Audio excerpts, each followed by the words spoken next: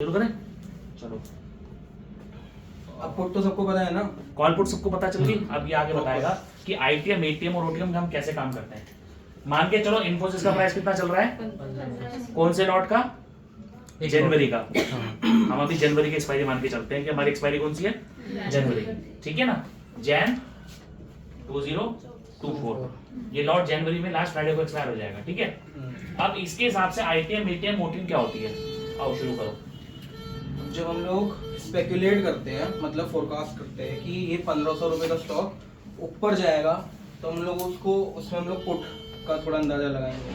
Call में basically क्या होता है कि हम लोग स्पेकुलेट कर रहे हैं कि 1500 से नीचे आएगा प्राइस। भाई गलत है भाई कॉल इस तरफ आएगी। कॉल में तो ऊपर जाएगा। सॉरी ओके कॉल में ऊपर जाएगा। हाँ, मैंने ऊपर लिख भी रखा है, हो जाता है। कॉल में हम लोग सोच रहे हैं कि स्पेकुलेट कर रहे हैं कि 1500 से ऊपर जाएगा, 1501, 1520। ठीक है, अब पुट में क्या होगा, 1500 से नीचे 1490, 1450, ऐसे ऐसे। अब ये ध्यान रखना, जितने भी प्राइसेस हैं उसमें 10-10 रुपए का ही फर्क होता है। ठीक है, ये प्रैक्टिकल हम देख चुके हैं लास्ट क्लासेस में। ठीक है, अब बेसिकली जो लॉट का एक साइज होता है, मतलब लॉट साइज जो होता है जिसके अंदर, अब जैसे हम मान के चलते हैं कि जो ऑनलाइन उसका लॉट है वो 400 का है, 400 का। हाँ, ठीक है ना, 400 का लॉट चलता है। परफेक्ट है। आगे 400 रुपए का एक लॉट, 400 शेयर्स का एक लॉट है, और हम लोग लॉट लॉट तो 1500 है ना। तो उसका वो कैसे लेंगे, क्या मार्जिन, कौन सा, हाँ मार्जिन की बात। मार्जिन तो अलग है, हम तो कॉल की बात कर रहे हैं ना। What is ATM, eight the money क्या होता है, एट द मनी जो अभी अभी चल मतलब रही है। इसी के आसपास आसपास मनी की जो बात। ऑलरेडी हो गई है। इन द मनी तो समझ में आ गया। हाँ। अच्छा ठीक है, आप बैठ, मैं समझा। देखो, इन द मनी का मतलब होता है जो कॉल 1500 से नीचे है, यानी कि ऑलरेडी क्रॉस कर चुका है 1500। कॉल का मतलब समझा रहा हूं। कॉल मतलब वी आर बेरिश और वी आर बुलिश। ठीक है, इसका मतलब है इसका जो प्राइस होगा, इसका जो रेट होगा दैट इज 1500 से नीचे होगा।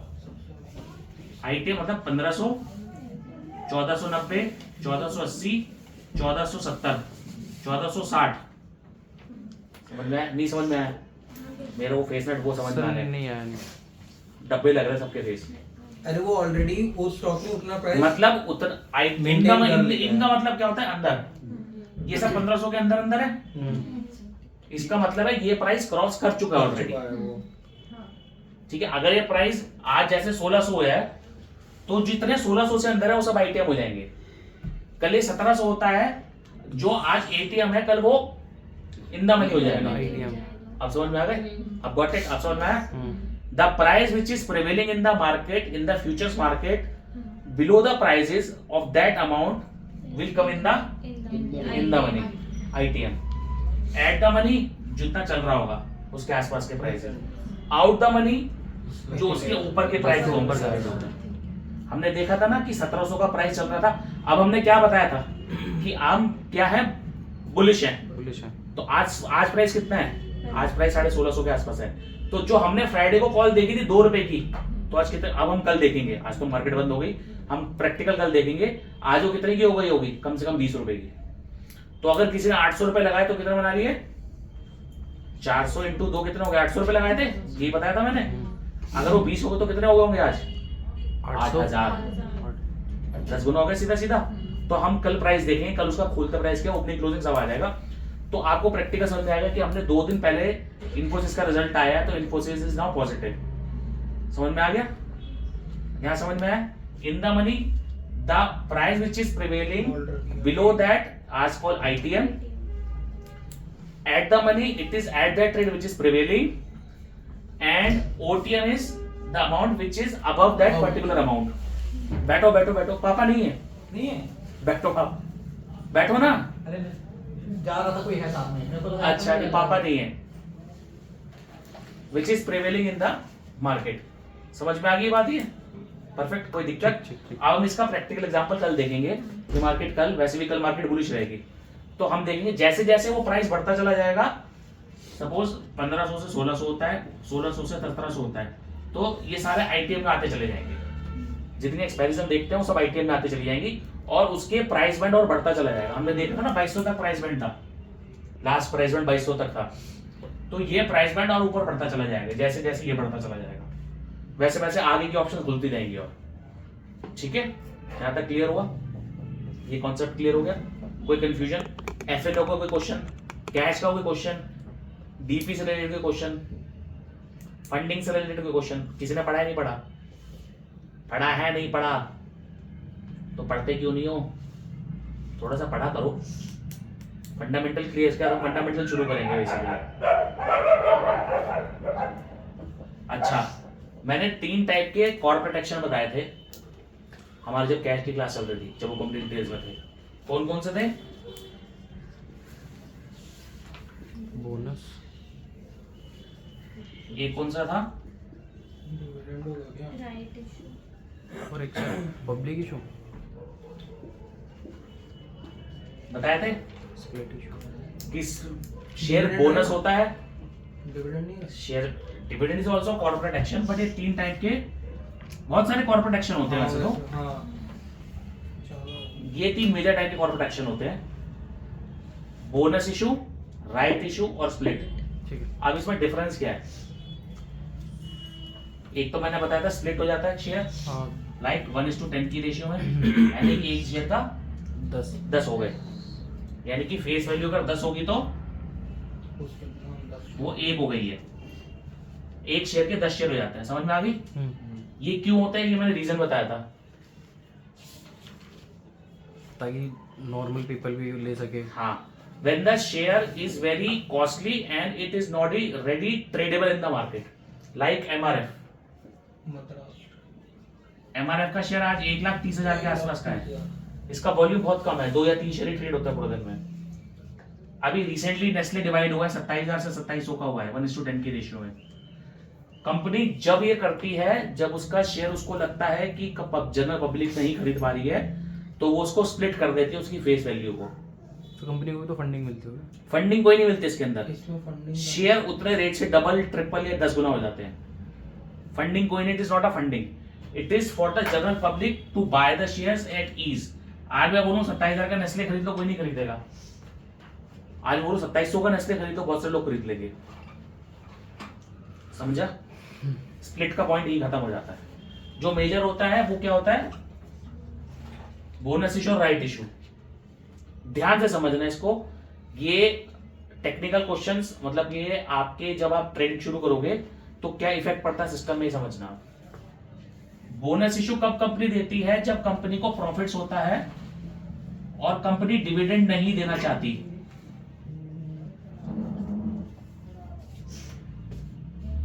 समझे?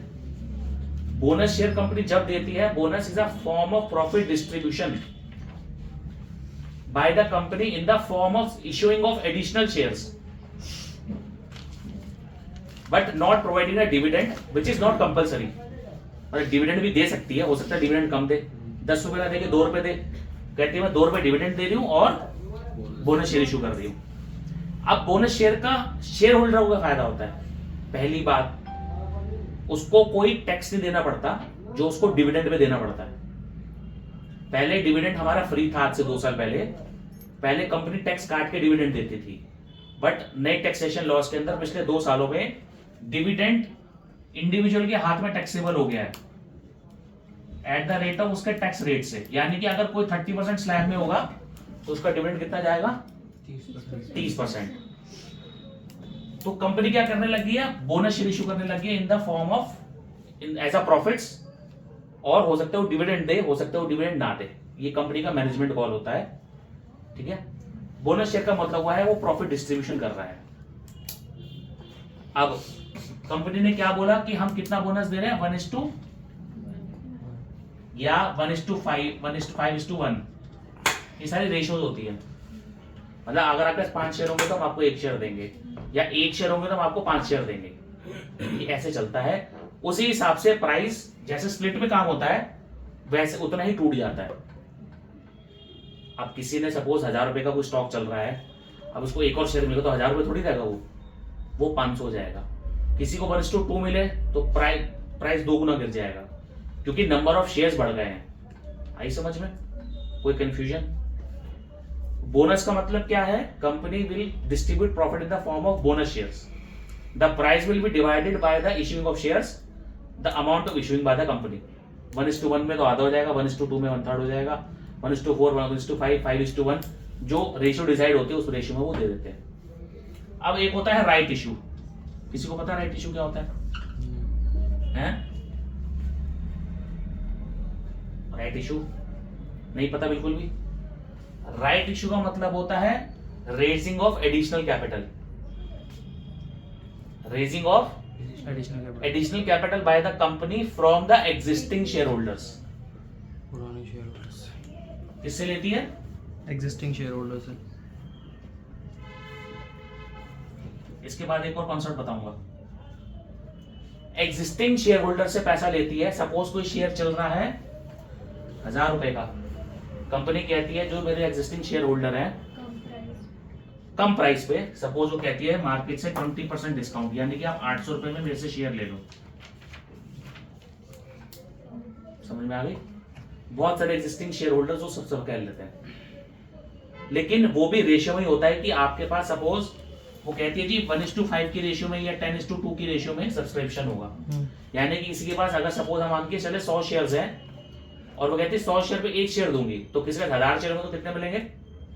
10 शेयर। उसकी एलिजिबिलिटी क्राइटेरिया, यहाँ पे एलिजिबिलिटी क्राइटेरिया डिफाइन होता है। Got it? एक रेशियो इशू होती है, उसके हिसाब से आपकी एलिजिबिलिटी डिफाइन होती है कि आप कितने शेयर मैक्सिमम सब्सक्राइब कर सकते हो। अगर ओवर सब्सक्रिप्शन आ जाता है, जैसे आईपीओ में आता है, तुम्हारा प्रोराटा लग जाता है। समझ में आई? This is raising of additional capital by the company from the existing share holder at the discounted prices. इसमें कंपनी का क्या फायदा होगा कि लेस प्राइस हाँ, पे? ये क्वेश्चन आया, ये क्वेश्चन पूछो क्या कंपनी, भाई एक बात बताओ ना, हम पब्लिक से पैसा लेते हैं ना, हम बाहर से क्यों जा सकते? रीजन है ना। अब ये क्वेश्चन आपने पूछा क्या फायदा है? पहली बात, इनको कंपनी के पास कैपिटल रजिस्ट्रार्स के पास ही जाना पड़ेगा, जो हमने स्टार्टिंग में देखा था ना, कोटेक और इनके पास रजिस्ट्रेशन सब्सक्रिप्शन जाना पड़ता है, वो खर्चा बच गया। अंडर राइटिंग का खर्चा बच गया, जो वैल्यूएशन कराने उसका खर्चा बच गया, बहुत से अधिक खर्चा बच जाता है। और जो पाथ होता है बहुत छोटा होता है करने का। जैसे हमें यहाँ से जाना है कमला नगर, तो एक तो हम जाए गाड़ी से, एक जाए मेट्रो से, हम सबसे पहले देखेंगे छोटा रूट कौन सा है, तो that is the shortest route to raise the capital. Company के बहुत सारे एक्सपेंसेस बच जाते हैं। एक आईपीओ लाने में कंपनी के करोड़ रुपए खर्च होते हैं। ये राइट इशू करने में कंपनी का बहुत कम पैसे खर्च होता है, और जो सारा रिस्पॉन्स है वो ऑनलाइन आ जाता है। किसको सबमिट करना है, जिसने सबमिट करना है उसने पैसे दे दिए हैं। ये एक काम होता है राइट इशू का। ठीक है, अब ये तो हो गए हमारे पैसा लेने के तरीके। एक और पैसा लेने का तरीका कौन सा है? एफपीओ। आईपीओ का छोटा भाई है, फॉल ऑन पब्लिक ऑफर। ये जो प्रोसेस होता है, ये आप डायरेक्टली कंपनी दोबारा आईपीओ की तरह लेके आती है एफपीओ। वो कहती है हम दोबारा से पैसा रेज कर रहे हैं, तो हम अपना क्या ला रहे हैं, बट ये बहुत कम सिनेरियोज में आता है, ज्यादातर राइट इशू चलते हैं।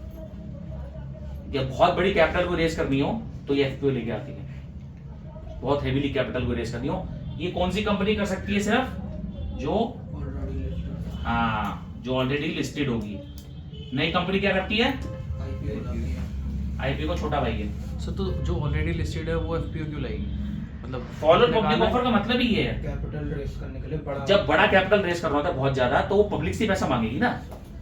आज सपोज रिलायंस कहता है कि मुझे एडिशनल कैपिटल रेस करनी है 20,000 करोड़ रुपए, 30,000 करोड़ रुपए, तो वो राइट इशू से पैसा नहीं आ सकता। पहली बात तो उसको डिस्काउंट देना पड़ेगा राइट इशू पे। अब 30,000 करोड़ रुपए एग्जिस्टिंग शेयर होल्डर से नहीं मॉपअप कर सकते जल्दी से। सपोज है, ये सारा सपोज चल रहा है, तो वो क्या करेगी? अपना एफपीओ लेके आएगी। Fall on public offer, fall on मतलब उस आईपीओ के बाद का फॉल ऑन जो है। Got it? पांचवी चीज, नाम सुना है बायबैक?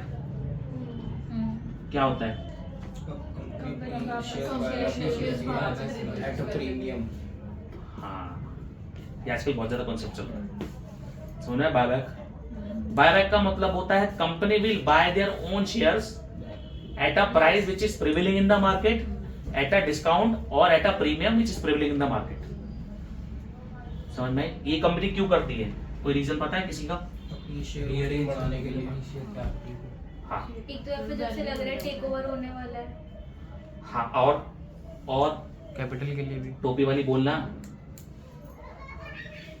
बोलो मैडम। शेयर कैपिटल बढ़ाने इक्विटी और- बढ़ जाएगी, पर शेयर होल्डर की कैपेसिटी बढ़ जाएगी होल्डिंग की। नहीं, पर शेयर होल्डर की कैपेसिटी कैसे बढ़ेगी? रिड्यूस मतलब उनके कम होगी ना rights- शेयर होल्डर की तो। मतलब नहीं कंपनी उनके के rights नहीं सर को बायबैक कर रहे हैं ना बायबैक कौन कर रहा है? कंपनी कर रही कंपनी है, करे तो शेयर होल्डर कैपिटल कैसे बढ़ेगी? वो लोगों से वापस ले रही है ना शेयर्स। तो सर उनके शेयर मतलब जो कंपनी है उसके तो ज्यादा राइट्स जा रहे हैं ना, मतलब फॉर एग्जांपल हाँ बताओ। होल्डिंग्स बढ़ जाएगी ना, हाँ। मतलब किसकी? परसेंटेज ऑफ होल्डिंग कंपनी की। प्रोमोटर्स की। हाँ देखो, बायबैक का मतलब क्या होता है? बायबैक का मतलब होता है कंपनी अपने शेयर वापस मांग रही है। अभी रिसेंट का बायबैक है बजाज का, अभी है, चल रहा है। कंपनी का मार्केट में प्राइस चल रहा है कितना? 7,000 बजाज ऑटो का रेट चल रहा है। कंपनी ने बायबैक कितना ऑफर निकाला है? पीछे बायबैक हुआ था, टीसीएस का रेट चल रहा था 3300 रुपए। बायबैक कितने पे हुआ है? सॉरी कंपलसरी अगर निकालती कंपनी तो देना है। अरे नहीं बता क्वेश्चन पूछते जाना साथ यार, बता। 3300 का रेट चल रहा है मार्केट में, कंपनी का मैं 4100 लूंगी। यार एक बात बताओ, आपको पता है मेरे पास टीसीएस का शेयर पड़ा है कितने का? आपने कभी खरीदा होगा 2000 रुपए में, अब 3300 पे चल रहा है। तुम अगर बेवकूफ मैं दूं, तुम क्या सोचोगे? भाई मैं तो लंबे समय के लिए रखा है। तुम्हें कुछ एडिशनल प्रीमियम देगी तभी तो तुम कंपनी को बेचोगे ना शेयर्स। पहली बात तो ये, बजाज ऑटो का शेयर 7000 चल रहा है, कंपनी ने बायबैक ऑफर निकाला है 10,000 का। यानी कि कंपनी कह रही है भाई मैं तुम्हें 3000 एक्स्ट्रा दे रही हूँ, तुम शेयर मुझे वापसी कर दो। अब कंपनी बेवकूफ तो है नहीं, वो कहेगी मैं मार्केट से भी खरीद सकती हूँ। कंपनी तो स्टॉक मार्केट से भी खरीद सकती है ना, बट वो खरीद नहीं सकती, नहीं रिस्ट्रिक्टेड है। हाँ रिस्ट्रिक्टेड है, मैं वही सोच अगर वो खरीद लेगी तो उसको बायबैक करने की जरूरत क्या पड़ेगी? Company can not bye their own stocks from the stock market directly. Person से लेगी जिसने होल्ड कर रखा होगा। मैंने बताया था ना कि 1% की होल्डिंग, 5% की होल्डिंग, 25% की होल्डिंग, ऐसे ही कंपनीज में डिफाइन है, हर एक इंडस्ट्री में डिफाइन है। जैसे कि बैंकिंग इंडस्ट्री में है, कोई भी नया बैंक लिस्ट होगा उसकी over a period of time promoter holding को रिड्यूस करना कंपलसरी है। मालिक आप खुद नहीं बन के बैठ सकते, कंपनी की स्टेक होल्डिंग रिड्यूस करना कंपलसरी है। पहले 75% करनी है, हर एक की डिफाइंड है, हर एक को प्री डिफाइंड लिमिट से ऊपर और नीचे नहीं जा सकता। जैसे कोई भी म्यूचुअल फंड 25% सुपर स्टेक नहीं खरीद सकता किसी कंपनी में, single mutual fund company. Got it? कुछ कलेक्टिवली का भी हिसाब होता है, तो वो सब कंप्लायंस पोर्टल्स पे आते हैं, कंप्लायंस आते हैं, ठीक है। अब कंपनी जब आपको एक्स्ट्रा पैसा देगी तभी तो आप बेचोगे ना, तो इसे कहते हैं बायबैक। बायबैक भी प्रोराटा बेसिस पे डिसाइड होता है, क्योंकि बहुत इतने, अगर सपोज कंपनी ने कहा मैं भाई 1 लाख शेयर लूंगी सिर्फ और आगे 5 लाख शेयर के बिड, तो कंपनी प्रोराटा बेसिस पे अलॉटमेंट लेती है शेयर होल्डर से। ये कंपलसरी नहीं आपका नंबर है, ये कंपलसरी नहीं आपका नंबर कंपलसरी है। प्रोराटा मतलब छटनी है। प्रोराटा का मतलब होता है कि सपोज आपने बोला कि 1 लाख शेयर में लूंगी, कंपनी ठीक है, किसी ने 10 शेयर अप्लाई करे, किसी ने 5 करे, किसी ने 20 करे, लॉट साइड डिसाइड होता है कि इतने आप दे दो। अब सपोज उसको इतने शेयर होल्डर पूरे करने हैं प्रोराटा में, तो आपका अगर 5 का बायबैक था तो आपसे 2 ही लेगी सिर्फ फाइनली, सर वो आपके डीमेट में से 2 ही डिडक्ट होंगे। उसकी लिस्ट पूरी हो जाएगी तब। हाँ, जब पूरी लिस्ट आ जाती है उसके बाद देखते हैं कितना, जैसे हम आईपीओ क्लोज होने के बाद देखते हैं ना कितना सब्सक्रिप्शन आया, हाँ। वैसे जब ये बायबैक क्लोज हो जाता है उसके बाद कंपनी देखती है मेरे पास कितनी बिड्स आएंगे फाइनल, ठीक है। अब इसको बायबैक करने का फायदा, पहली बात तो मैनेजमेंट के पास क्या पड़ा हुआ है? सरप्लस कैश पड़ा हुआ है। जब कैश पड़ा है तभी तो खरीद रही है ना मार्केट में, आपको पैसा मिलने वाला है ना डीमेट अकाउंट में, आपके अकाउंट में लेजर में क्रेडिट होगा पैसा या बैंक अकाउंट में क्रेडिट होगा। जब कंपनी के पास सरप्लस कैश होता है तब वो खरीदती है। कंपनी के पास सरप्लस कैश कब होगा? जब कंपनी अच्छा काम कर रही होगी, हाँ। यानी कि कंपनी के प्रॉफिट्स आर वेरी गुड। दूसरी बात, कंपनी अपना बायबैक इतनी हेविली क्यों कर रही होगी? उसको पता है कि मेरा प्राइस मार्केट में अगले 2 सालों में कभी भी कंपनी इमीडिएट के लिए काम नहीं करती है। टीसीएस ने बायबैक 6 महीने पहले लिया था, 3300 का चल रहा था, 4100 का लिया था, आज का रेट उसका 3800 रुपए। अब टीसीएस बेवकूफ नहीं है कि वो 900 रुपए ऊपर ले लिया शेयर, ऑलमोस्ट। उसको पता है कि जो मेरा आज शेयर 3200 का ट्रेड हो रहा है, वो आने वाले 2 या 3 साल में वो शेयर 5000-6000 क्रॉस करने वाला है। तो जितना प्रमोटर का स्टेक बढ़ेगा, उसके बाद जब वो दोबारा से राइट इशू करेंगे या कुछ करेंगे, तो उनका जो फायदा होगा वो एक बदला, यही कहते हैं इसी को कैसे पैसे कमाना, इसी से कंपनियां पैसा कमाती है। ये एक और तरीका पैसा कमाने का। जब आप उसको सपोज 5 साल बाद टीसीएस का शेयर हो गया 7,000, कंपनी क्या कहेगी, भाई मैं एडिशनल स्टेक बेच रही हूँ, कितने पे, कितना परसेंट, सपोज 5%, कितने वैल्यूएशन पे, 6500 पे, लिया कितने का था, 4100 का, 4100 बेच कितने का रही है, 6500 6500 का, फायदा कितने का हुआ, 2300 रुपए का, 2400 रुपए का, मिल गया उसको फायदा। अभी 5% से इट इज इन लाखों में होता है शेयर से, तो company will earn profits in long run. कोई भी मैनेजमेंट अगर अपना बायबैक कर रही है तो इसका मतलब है the management is very confident in getting the company run in a long way.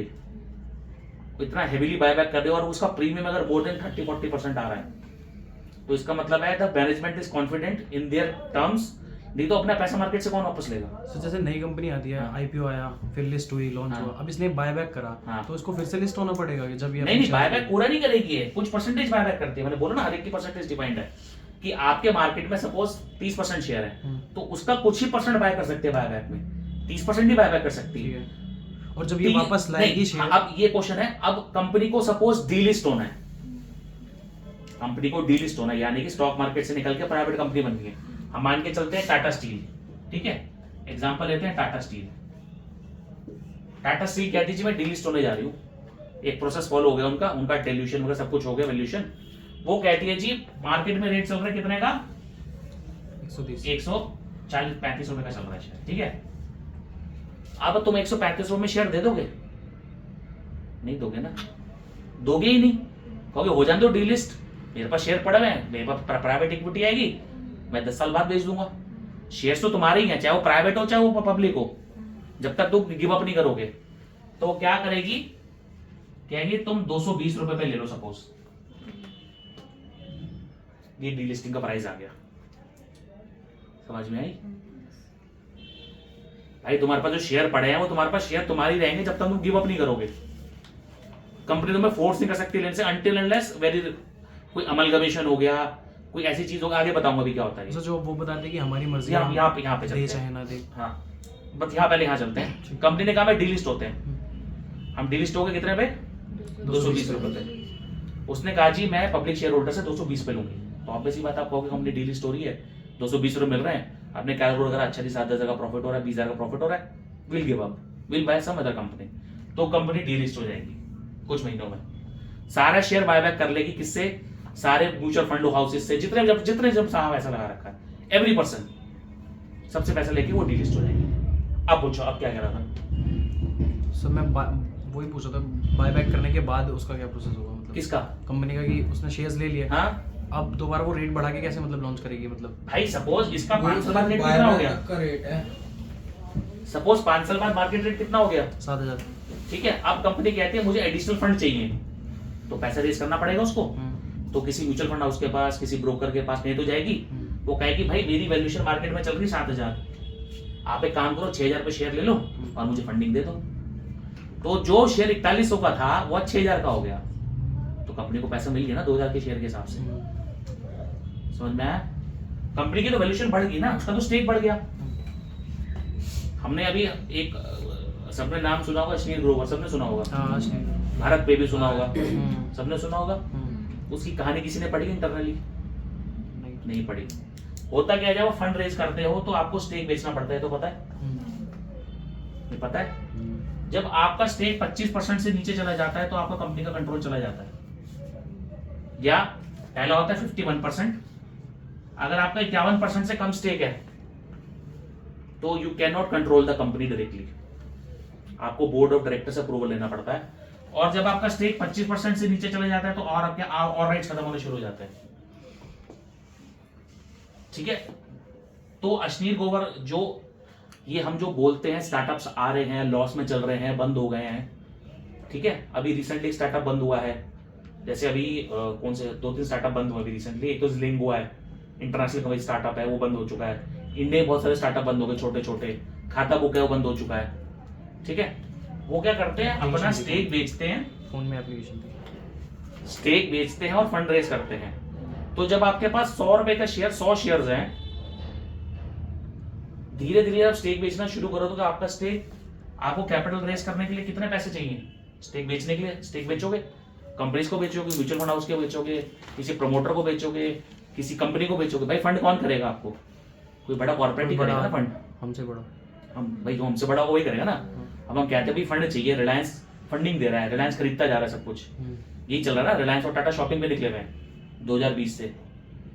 उनको भाई उनके पास पैसा पड़ा हुआ, तो कोविड में देखा बहुत सारे स्टार्टअप बंद हो रहे हैं, या ऐसी कंपनीज हैं जो बहुत कम वैल्यू पे मिल रही हैं, तो खरीदते चले गए, तो उन्होंने स्टेक परचेज कर लिया। तो जब आपका स्टेक कम होना शुरू होता है तो आपकी वैल्यूएशन खत्म हो जाती है कंपनीज की। तो इसे हम फंड रेजिंग कहते हैं। सारा जो मैंने बताया था ना प्राइवेट, यही स्टार्टअप का मैं बताऊंगा पूरा कॉन्सेप्ट की फंड रेज कैसे होता है। तो स्टेक बेच के ही काम चलता है। आया समझ में? Got it? मैंने बताया था ना, हमने जब पेटीएम का आईपीओ पढ़ा था, OFS, offer for sale, existing investor mark बेच रहा था, तो विजय शेखर कितने का शेयर था? 50 पैसे का। 50 देखा? हाँ। वो वही चीजें थी सारी उसके पास। जब हम पेटीएम की होल्डिंग खोलेंगे उसका पेटीएम का स्टेक बहुत कम होगा। जो उसके पास पहले 100% था वो कम होते होते 50, 30, 40 आ गया होगा। हम उसको बैलेंस शीट जब रीड करेंगे तब बताऊंगा। बायबैक समझ में आया? डीलिस्टिंग समझ में आई कि कंपनी डीलिस्ट हो गई? इसमें भी कुछ मिनिमम क्राइटेरिया रहता होगा या फिर हो ही जाती है डीलिस्ट? नहीं, जब तक आपके पास वो पूरा कंप्लायंस पूरा तक डीलिस्ट नहीं हो सकती। बहुत बड़ी कंप्लायंस होती है। कंपनी को, पब्लिक कंपनी को डीलिस्ट करना is a very hectic task. Minority share holders नहीं मानते। माइनॉरिटी मतलब 25% से नीचे शेयर है, छोटे छोटे शेयर होल्डर्स, उनको ऑफर दिया जाता है कि आप इतने पे बेचो। ये अगर कम लगती है तो इसकी बिड बढ़ाते हैं, 300 पे लेके आओ इसको, 400 पे लेके आओ इसको। समझ में आई? अगर कंपनी को डीलिस्ट करनी है तो वह एट एनी कॉस्ट डीलिस्ट करेगी उसको, क्योंकि उसको अपनी हैसियत पता चल गई है। क्योंकि सपोज अगर वो कंपनी 10 साल बाद आएगी ना, तो वो 400 रुपए भी नहीं आएगी, वो 4000 पर आएगी अपनी गुडविल लेकर, आईपीओ निकालेगी 4000 का। आज टाटा टेक्नोलॉजी का आईपीओ आया, जिसने नहीं भी लगाया था उसने भी लगाया। मेरे पास भी इतने सारे कॉल्स आए कि सर लगा दे, जिन्होंने पहली बार डीमेट खुलवा के छोड़ा होता कभी, उन्होंने भी लगाया, बट पता अलॉटमेंट किसी को नहीं मिल रही। बट एक वो है कि चलो आ जाता तो अच्छी बात है। 500 रुपए का शेयर 1300 रुपए लिस्ट हुआ, सब्सक्रिप्शन है 60-70%। ठीक है ना? तो that is how the company earns money. अब वो टाटा की गुडविल है कि उसका शेयर 19 साल पहले आया था, 20 साल पहले ऑलमोस्ट। लास्ट टीसीएस आया था उसका, या टाइटन आया था, आई डोंट नो। ठीक है, उसके बाद आज आईपीओ आया तो लोगों ने भर के लगाया, क्योंकि उसको पता है कंपनी कहीं नहीं जाएगी। शेयर प्रोसेस पता चल गया। एक इंपॉर्टेंट बात जो प्रैक्टिकल है, जब भी बोनस शेयर की अनाउंसमेंट आती है, राइट इशू की अनाउंसमेंट आती है, स्प्लिट की अनाउंसमेंट आती है, बायबैक की आती है, एफपीओ की तो नहीं, राइट इशू की भी नहीं। जब बोनस की आती है, स्प्लिट की आती है, बायबैक की आती है, जब भी कंपनी में अनाउंसमेंट आएगी, जनरली उससे शेयर एक दिन पहले या स्पेकुलेटिवली, क्योंकि स्पेकुलेटिव होता है, मार्केट में स्पेकुलेटिव है, हमें ये पता चल जाता है कि expectedly from the media sources और बहुत सारे सोर्सेज कि जी इसका बोनस इशू आने वाला है। बोनस का मतलब क्या है? कंपनी के प्रॉफिट्स अच्छे हो रहे हैं। स्प्लिट का मतलब क्या है? कंपनी के प्रॉफिट्स अच्छे हो रहे हैं। ठीक है? या बायबैक का मतलब कंपनी बायबैक प्राइस लाने वाली है, तो शेयर इंटेंसली बहुत तेजी से जंप करता है। एक दिन में 5% भी कर सकता है, 10% भी कर सकता है, 20% भी कर सकता है। ये प्रैक्टिकल बात बता रहा हूं जो बुक्स में नहीं होती है। ये बात ध्यान रखना है, जो भी शेयर अब्रप्टली भाग रहा है एकदम से, उसको कभी चेज मत करना अननेसेसरी कि सर बोनस इशू आ रहा है, हम 10% खरीद कर कुछ शेयर खरीद लेते हैं। रेट डिसाइड नहीं हुआ है, रेट बाद में आता है। जिस दिन प्राइस रिवील होता है या तो शेयर टूट जाता है। अब सपोज हम कहते हैं कि बायबैक आया 3300 का 4100 पर, एक बार तो शेयर 3400-3500 चला जाएगा, फिर एकदम से टूट जाएगा 2 दिन बाद। समझ में? हाँ, खरीद के बायबैक करवाना हो, कोई लोग सोचते हैं जी, जो नए नए होते इन्वेस्टर्स वो सोचते हैं कि काम करते हैं, 550 शेयर खरीद लेते हैं, 3300 के हिसाब से 1.5 लाख कमा लोगे, 700 बेच देंगे। एग्जिस्टिंग ही कर सकते हैं। नहीं, एग्जिस्टिंग की बात आगे बता रहा हूँ कैसे होता है, यही बता रहा हूँ आगे। ये प्रैक्टिकल बात है, बुक्सों में नहीं मिलेगी, क्योंकि हम कहते हैं कि भाई 3300 का शेयर है, स्पेकुलेटिव है कि ये 4000 के आसपास वो होगा, बायबैक होगा, क्योंकि अब टीसीएस का शेयर है तो सबको स्पेकुलेटिव होता ही है। क्या 3300 को चल रहा है तो 3500-3700 तो होगा ही, 10% ऊपर तो लेगी कंपनी, तब तो आप शेयर दोगे। तो क्या करते हैं कुछ लोग, 50 शेयर 100 शेयर खरीद लिए और वो कहते हैं जी बायबैक कर लेगी कंपनी। अब सेबी, स्टॉक मार्केट, एनएससी बेवकूफ तो है नहीं, उनको तो पहले पता होगा, ऑब्वियस बात है, कंपनी के ओनर्स को तो पहले पता होगा बायबैक करने वाले। तो जो मैंने रेशियोज बताए ना, वो रेशियोज डिसाइड होते हैं। जिसने 100 शेयर खरीदे उसके 100 के 100 शेयर नहीं चले जाएंगे, 10-15 शेयर ही जाएंगे. They end up buying the shares and the losses, immediate loss कर लेते हैं. कोई लोग फंडिंग पे लेते हैं. तो ये ध्यान रखना, कोई भी शेयर अब्रप्टली भाग रहा है आफ्टर मेकिंग एन अनाउंसमेंट या speculative announcement, don't by that immediately. दूसरी कहानी, जब कोई शेयर स्प्लिट होने वाला है, अगर उसकी स्प्लिट की न्यूज आ गई है और आपके पास बाई चांस होल्डिंग में बहुत पुराना पड़ा हुआ है वो, तो उसको कुछ ना करें. अगर आपको लगता है कि ये कंपनी अच्छी नहीं है आपके हिसाब से, तो उसको निकाल दें. ठीक है. अगर आपको पता है कि आपको ये शेयर लेना है, जैसे मेरा टारगेट था वी विल बाय नेस्ले, हम नेस्ले खरीदेंगे, बंदा शेयर स्प्लिट्स. शेयर कितने पे स्प्लिट हुआ? 2700. अभी रेट चल रहा है 2600, यानी कि कितना चल रहा है? 26,000. हाँ 26,000 ओरिजिनल. 26,000. अभी 2500 भी आ गया था, 25,500. तो ये ध्यान रखना, जब भी शेयर स्प्लिट होगा, अगर आपकी पोर्टफोलियो में नहीं है and you intend to buy it after it get split, क्योंकि शेयर प्राइस टूटता है थोड़ा सा, क्योंकि जिसने बाय करा होगा वो सेल तो करेगा ना कहीं ना कहीं. बात समझ में आई? Do not buy split of shares when they get announced, only buy when it gets splitted. Actually कोई भी स्प्लिट आज अनाउंस होता है तो इमीडिएट नहीं होता है, महीना 2 महीना लगता है. कंपनी डेट अनाउंस करती है, उसके बारे में बताऊंगा मैं. समझ में आई? कहानी यहाँ तक क्लियर है? किसी को कोई कंफ्यूजन? जब भी कोई बोनस इशू आता है, डोंट बाय इमीडिएटली, नहीं करना. बायबैक के केस में भी यही है. अगर आपको लगता है आपके पास, आपको शेयर बायबैक के लिए ऑफर करो, कोई दिक्कत नहीं है. अगर आपको कंपनी अगर 4100 पे, ये बात की ध्यान के चलना है कि अगर कोई कंपनी अपने रेट से 10% 20% ऊपर ले रही है, तो इसका मतलब कंपनी का मैनेजमेंट बहुत स्ट्रांग है. उसको दोबारा अपनी पोर्टफोलियो में उतने ही शेयर्स ऐड करने की कोशिश करना हमेशा.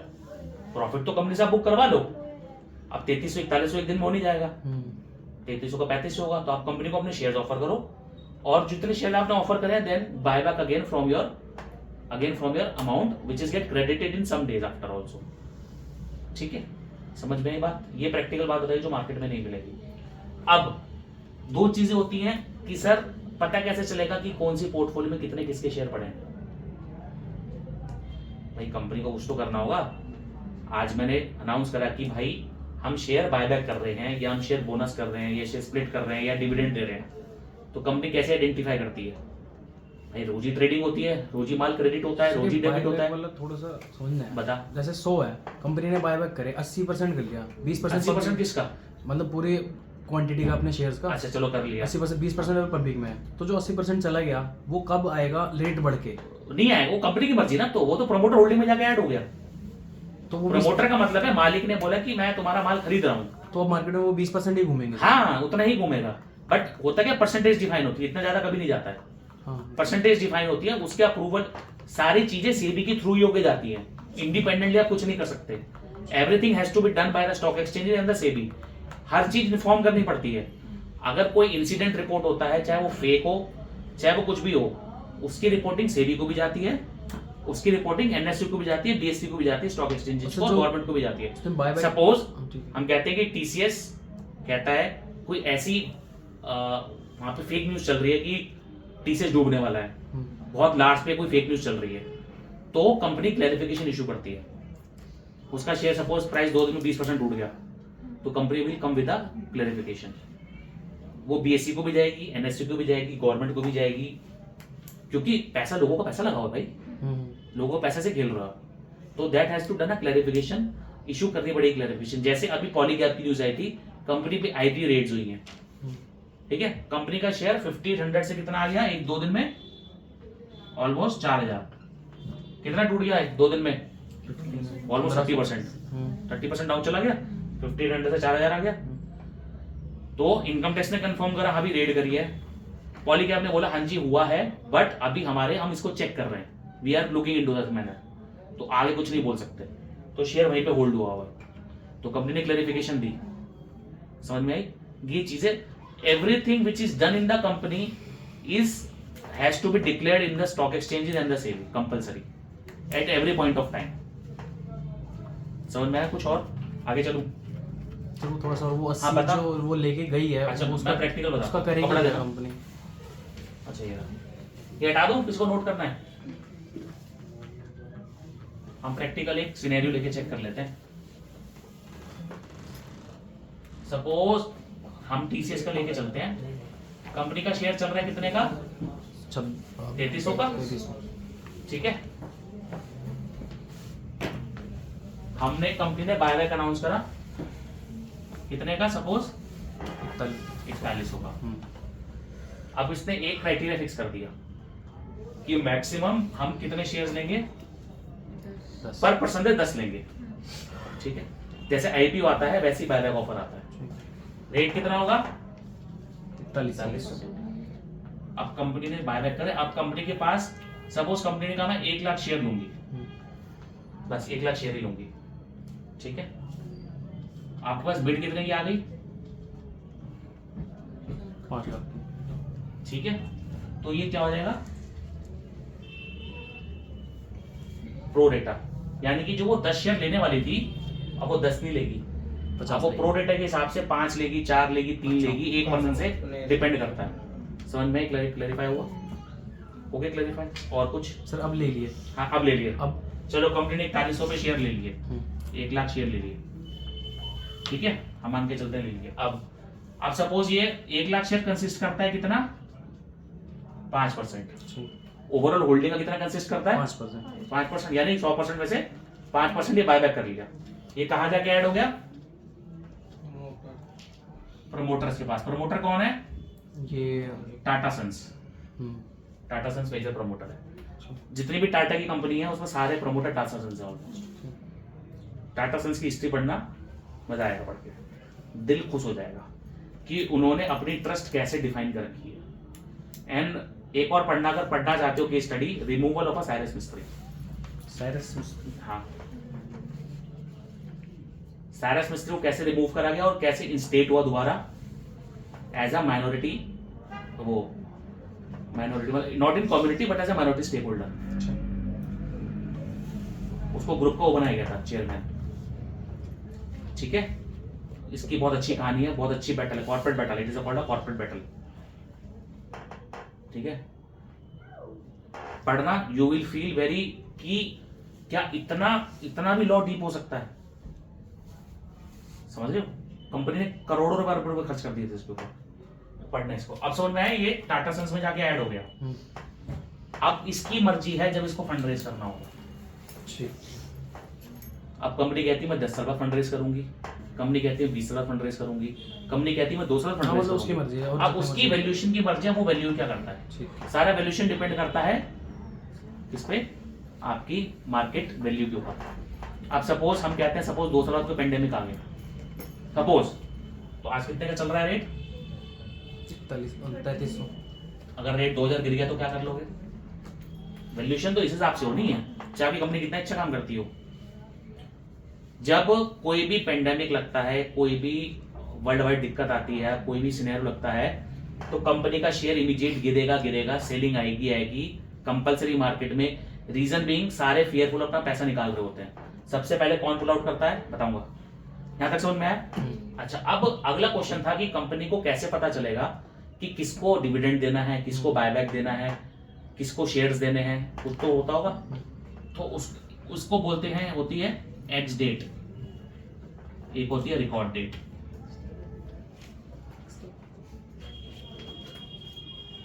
समझ में?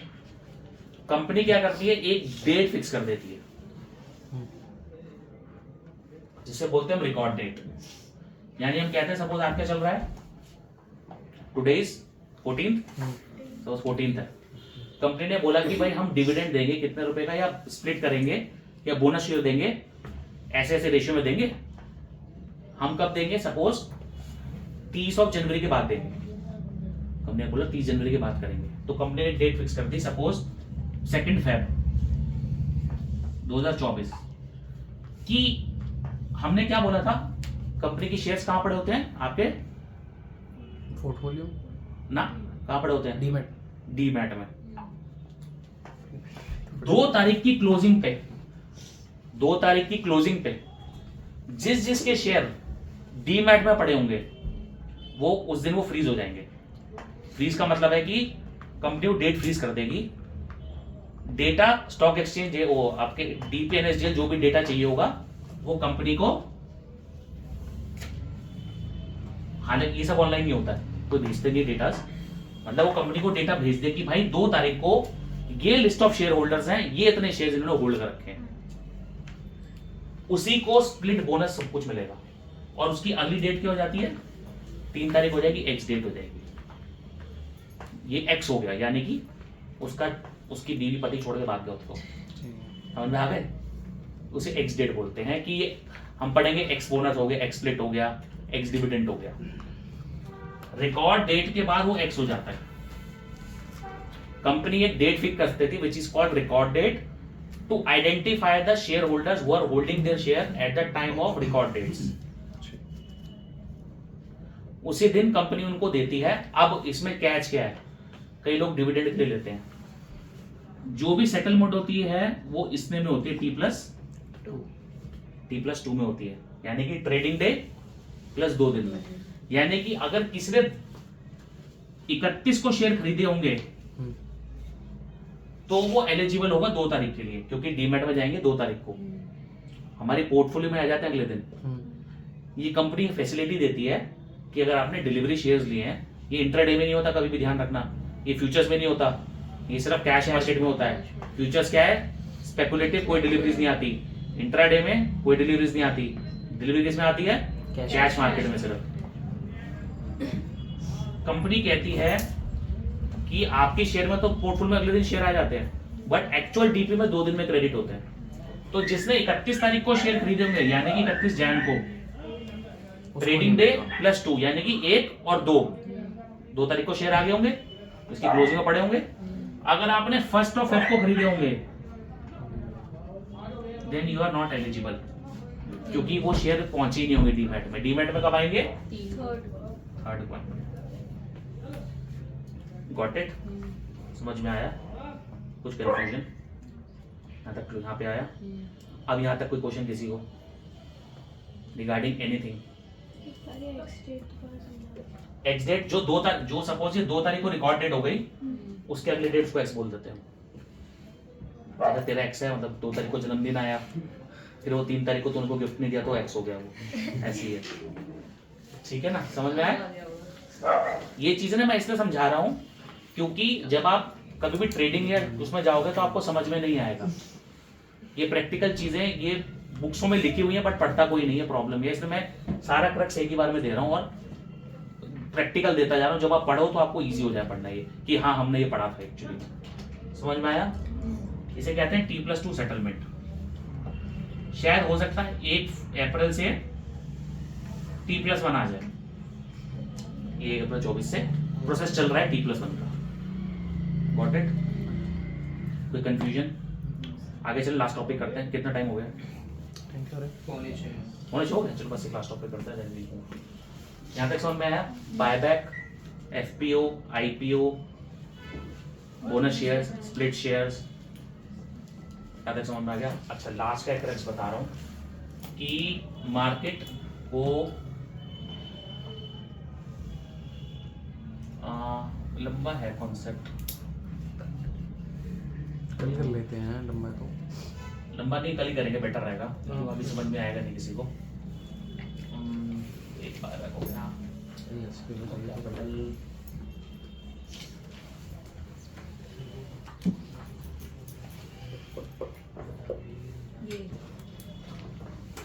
चलो कल करते हैं, लंबा है टॉपिक, कोई फायदा नहीं। सर वैसे एक चीज पूछनी है, मतलब इससे अब रिलेटेड पूछो। नहीं, अब पूछ लो जो पूछना है। इससे रिलेटेड नहीं, वैसे पूछना है। हाँ, जैसे इससे हम बोलते related। हैं कि हाँ। मार्केट में इतने शेयर घूम रहे हैं, इसके इतने घूम रहे हैं, तो जब कंपनी नई नई आती है तो ऐसे क्या बताती है कि मेरी इतनी यूनिट के, मतलब इतनी यूनिट शेयर आ रहे हैं, हाँ, 100 आ रहे हैं, हमने 1000 पढ़ा है ना IPO में इस तरह था, लिखा है था इतने मिलियन शेयर्स आ रहे हैं। अच्छा, मिलियन में आते हैं? अरे भाई ये स्टैंडर्ड फॉर्मेट है, क्या होता है, इंटरनेशनल सब्सक्राइबर मिलियन में पड़ता है, अच्छा। हमारे टैक्सेशन रुपीस में होता है, हाँ, हम रुपीस लिखते हैं 21,000, 21 लाख। हाँ।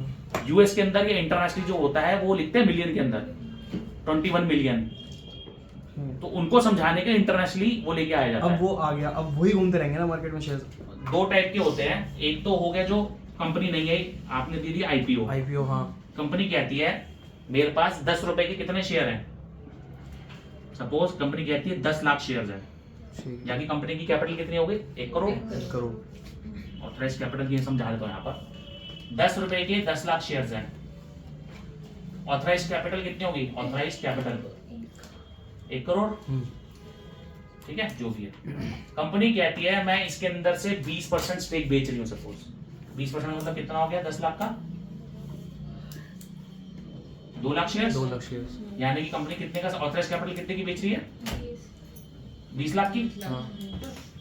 अब ये 10 रुपए का शेयर कंपनी कहती है मैं कितने में दूंगी? सपोज 100 रुपए में, यानी कि एट प्रीमियम ऑफ 180 90 रुपीज, 90 100 रुपए में देगी, इजी हो जाएगा कैलकुलेशन कितना 100 ना, 90 रुपए में देगी, 100 रुपए में देगी ना share, 10 rupees face value with a premium of 90 rupees. तो कंपनी ने 2 लाख शेयर से कितना रेस कर लिया? मतलब 10 रुपए का ऑथराइज कैपिटल है, 90 रुपए प्रॉफिट है कंपनी का, मान के चलो कितना हो गया? 1 करोड़ 1 करोड़ 80 लाख हो गया, यानी कि कंपनी ने 20% में ही 1 करोड़ 80 लाख रेस कर लिया। आया समझ में? 10 लाख कंपनी के शेयर से 10 रुपए पे जो बैलेंस शीट में डिक्लेयर थे। कंपनी ने कहा मेरी कंपनी की वैल्यूएशन ये बनती है as per the valuation criteria.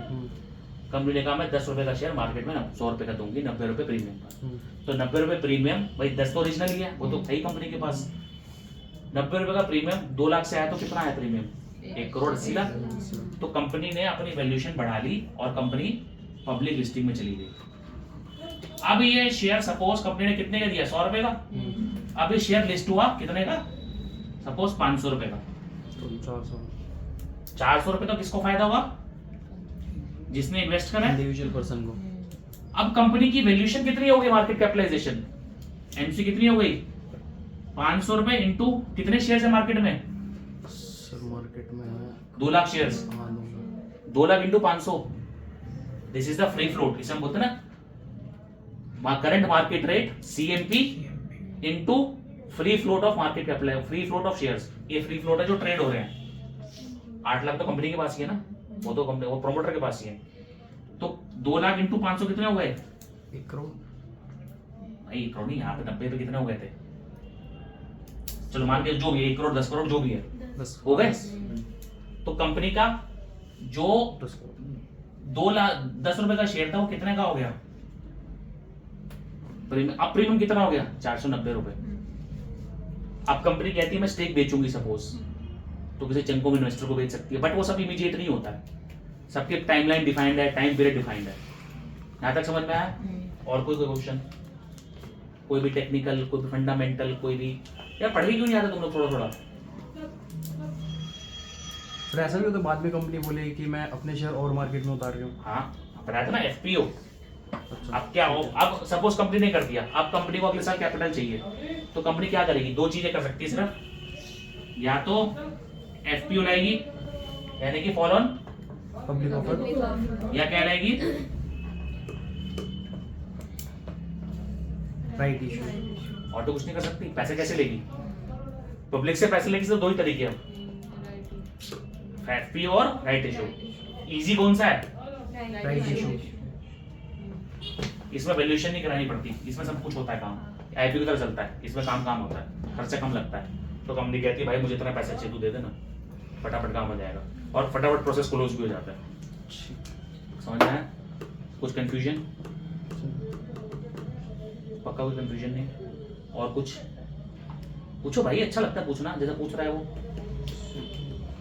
लिखते रहोगे कोई फायदा नहीं है, उसको एक बार रिकास्ट कर लो, बेटर रहेगा। 2 4 10 क्वेश्चन निकल आएंगे। तो अब जो हम कल की क्लास लेंगे, I will ask every person to write on board. तो जो जो पढ़ा है बेटा लिख के लेके आना भाई, ये पढ़ के लेके आना जितना पढ़ाया है। कल लिखवाऊंगा सबसे एक क्वेश्चन, पहले बता रहा हूँ। Okay guys, thank you.